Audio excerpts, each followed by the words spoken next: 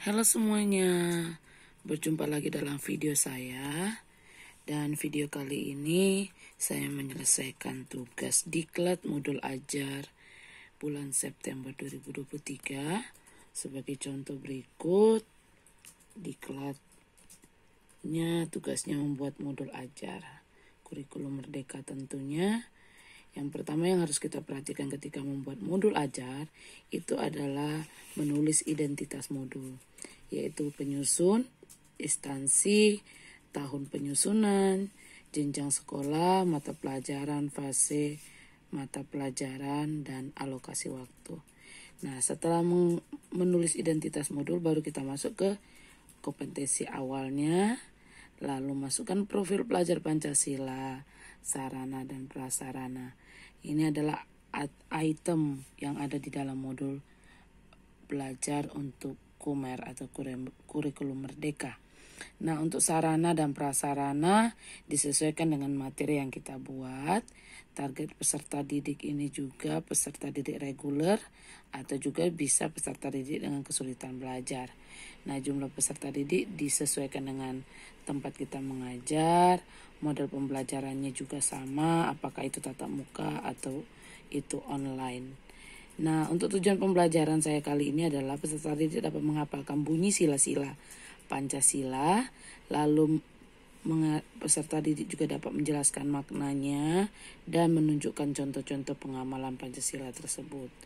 Nah, untuk pemahaman bermaknanya, ya tentunya meningkatkan kemampuan siswa dalam Pancasila, makna dan contoh pengamalan.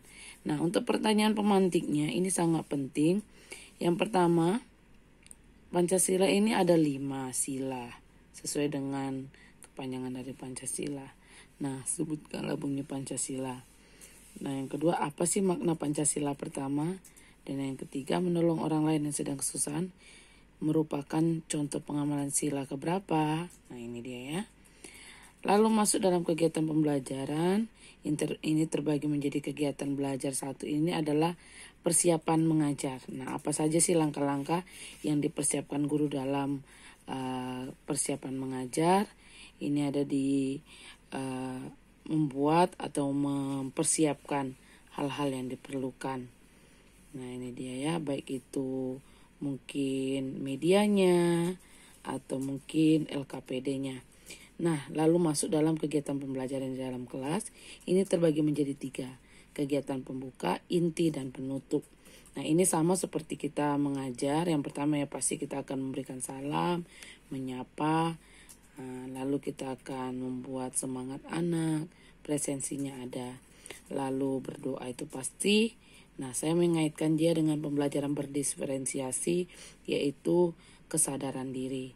Lalu mengenali perasaan juga. Sebelum memulai saya juga berusaha untuk membuat bagaimana saya mengetahui keadaan emosi peserta didik pada saat belajar, apakah dalam keadaan baik, senang, marah, atau apa.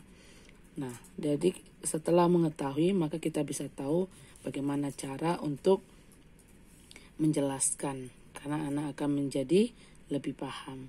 Lalu saya juga meminta untuk mereka menarik nafas. Nah, ini dia. Dan menanyakan tentang Pancasila tentunya dan bunyinya. Nah, setelah itu masuk kegiatan inti. Nah, kalau kegiatan inti saya menjelaskan tentang Pancasila. Nah, peserta didik itu menyimak terlebih dahulu. Jadi ini seperti model ceramah. Nah, namun saya juga menantang peserta didik untuk siapa yang sudah hafal Pancasilanya. Nah, lalu peserta didik menjelaskan tentang Pancasila tersebut. Cara bagaimana melakukannya, nah ini dia yang saya buat menjadi sebuah permainan. Ini dia bisa dilihat permainannya, langkah-langkahnya. Nanti untuk filenya ada di komentar ya, atau bisa dilihat nanti di dalam pesannya. Nah, saya juga menggunakan teknik stop apabila misalnya keadaan waktu belajar itu sedang riweuh. Nah, kita bisa menggunakan teknik stop. Sebenarnya banyak teknik yang bisa digunakan untuk manajemen diri sehingga siswa bisa kembali fokus. Ini juga yang saya dapatkan dalam guru penggerak. yaitu ketika dalam pembelajaran kita bisa menstabilkan emosi. Nah, setelah itu masuk lagi melanjutkan pelajaran dengan bermain. Saya juga mencoba mengecek yel-yel yang saya sudah sampaikan kepada peserta didik.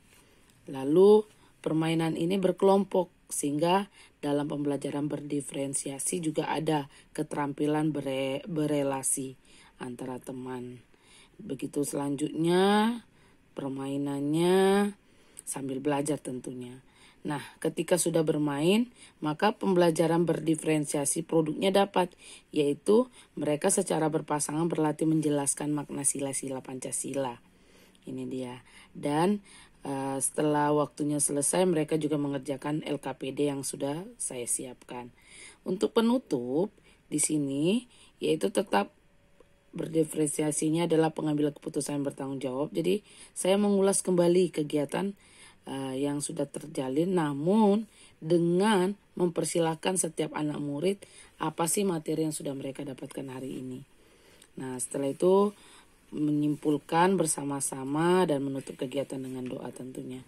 Lalu ini ada kegiatan alternatif apabila nanti ada sesuatu hal yang terjadi sehingga yang persiapan yang sudah disiapkan tidak bisa.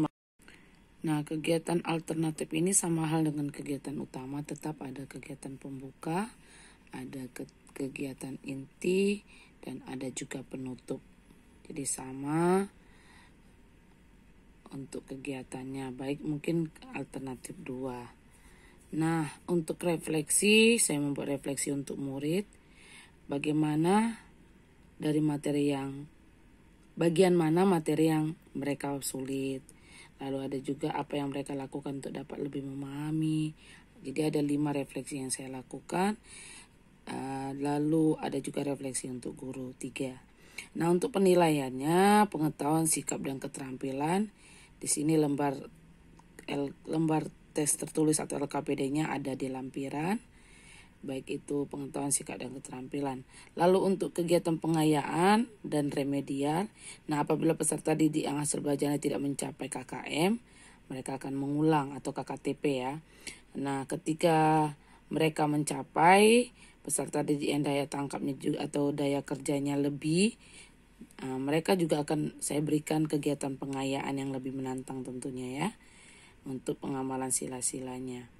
Nah, tentu ada yang secara berkelompok, mungkin bermain ular tangga, dan yang lainnya. Nah, ini untuk lampirannya, ada materi, ada permainan gamenya, ada LKPD-nya, rubriknya, yang bisa dilihat di sini. Ini bahan bacaan guru dan peserta didik, selain dari buku. Materinya ada, ini dia. Dan glosariumnya, bahkan daftar pustakanya. Ini dia lampiran LKPD-nya yang saya coba buat. Lalu ada rubrik penilaiannya juga, dan rubrik penilaiannya ini, dan ada pengayaan. Ini dia. Nah, mungkin cukup sekian untuk video saya kali ini. Semoga video modul ajar kali ini bisa menjadi referensi bagi kita semua.